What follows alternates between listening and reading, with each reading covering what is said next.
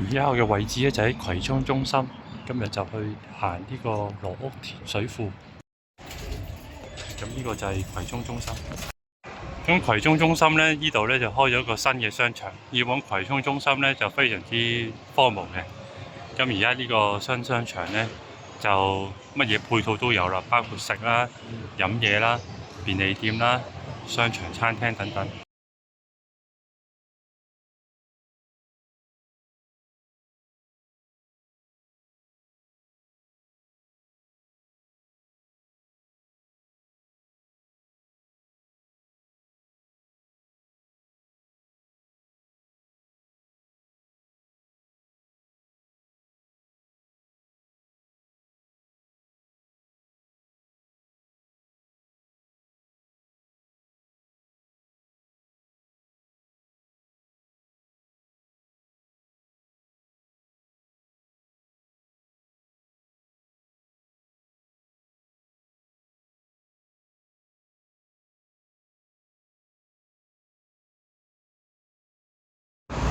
我哋而家咧就沿住金葵東路咧就一直行先。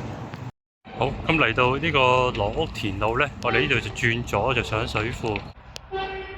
咁呢度咧就有個郊遊徑牌嘅，我哋就呢度開始轉左直行，就上山路。咁頭先講葵涌中心咧，我都係行過嚟呢度嘅，行咗大概半個鐘頭左右。咁呢度都有個牌寫住葵涌坳。咁我哋咧就順住斜路呢條方向咧就向上行。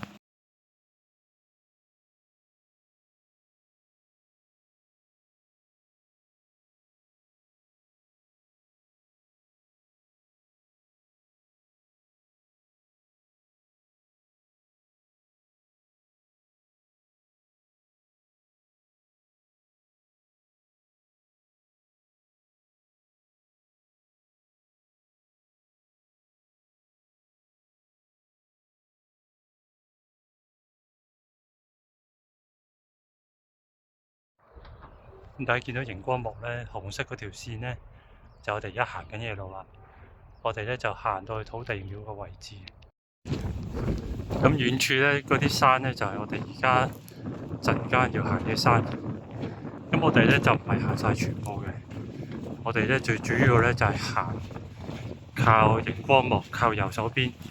咁嗰度有個大筆架山嘅，嗰個係山水線，其中最後一個主峰啦。我哋而家行嘅時候，咁呢度而家起緊工程，咁所以我諗都係要注意安全，有好多大型車出入。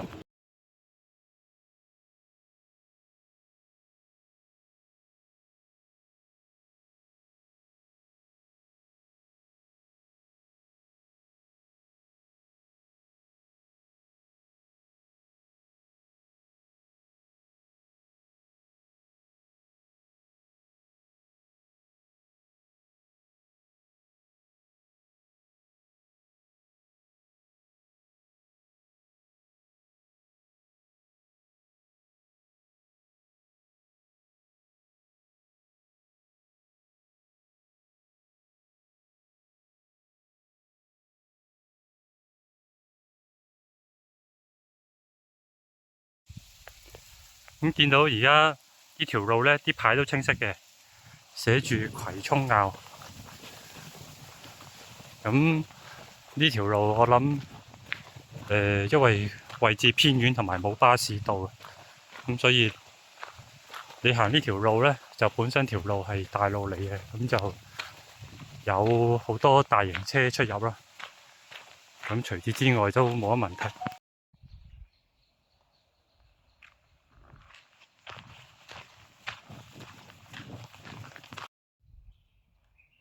好，我哋繼續行。呢條路好似 block 咗，我哋行第二條路上。咁我哋咧就喺呢度上啦，石井坳路呢度去呢個上山寮方向。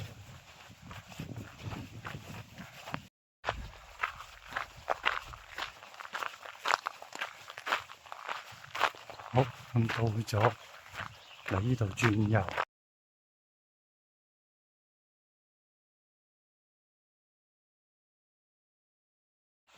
去到呢啲接近惠陽嘅位置咧，呢啲山路咧都係一定危險性嘅，所以大家做足補給同埋攞定啲離線地圖，因為好容易收唔到信號。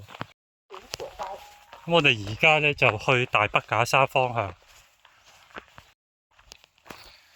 咁我哋而家去呢個下山寮方向。咁大家緊記咧，就當你去到啲偏遠地區行山咧，咁就要留意就係你嗰個手機要有充足嘅電量啦，因為有啲位係完全收唔到，同埋咧就帶翻個充電寶，糧食嗰啲補給嗰啲唔講啦，咁大家亦都要唔好抄小路，將你喺地圖顯示嘅大路咧，就一定要行翻嗰度。你抄小路咧，五花八門嘅，有時佢會亂入得到一啲掘頭路啦、工地啊、大斜坡啊。喺香港你抄小路咧，都會有個譜嘅，可能好快10零分鐘咧，或者可能短時間內咧就去到另外一條大路。但係大陸嗰啲就唔係嘅，大陸嗰啲係可以亂入到去工地嗰度咧，係有危險嘅。同埋如果你時間唔夠咧，你繼續貿然衝入去咧，就有一定危險性，寧願唔行，原地撤退好過真係行一條唔熟悉嘅路咯。因為呢度方圓10里都冇人救到你，老實講。呢條寫住三胞胎路，但係老實講，百度啊、Maps 都冇顯示過，同埋呢條係山徑，點會係路咧？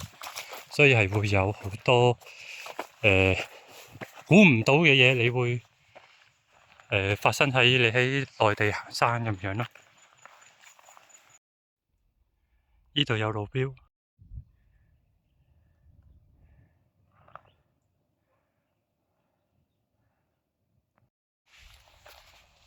好，嚟到呢度啦，三水線。咁頭先條路咧都係大斜坡，冇梯級，所以都係考你技巧，係有啲難行嘅。咁以下嘅路都係一樣。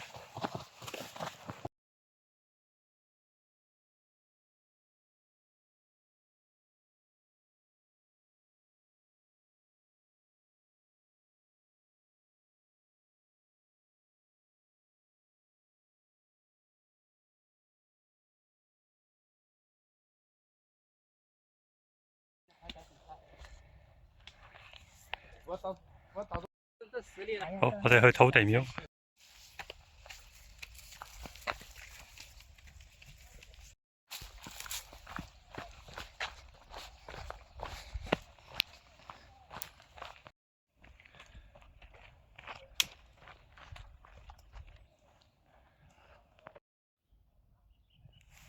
前面就係大北架山方向啦，落到底就係土地廟。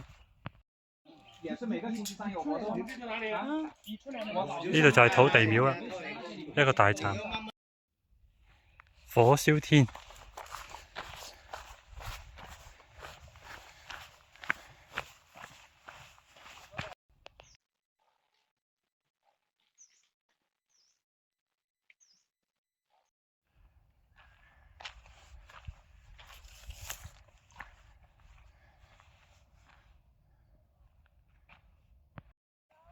咁遠處就係大北架山，之後我哋就落山啦。下邊就係霸光，呢度就係大北架山。終於到咗山頂啦！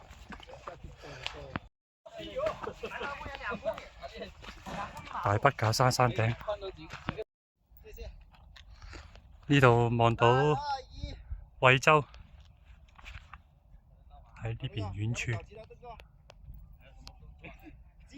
嗰邊係惠州，前面就係惠州啦。